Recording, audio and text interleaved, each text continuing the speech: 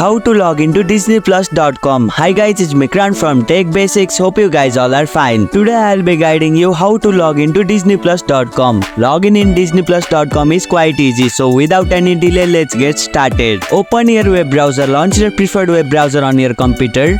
Visit disneyplus.com. Type disneyplus.com, login into the address bar of your web browser and press enter.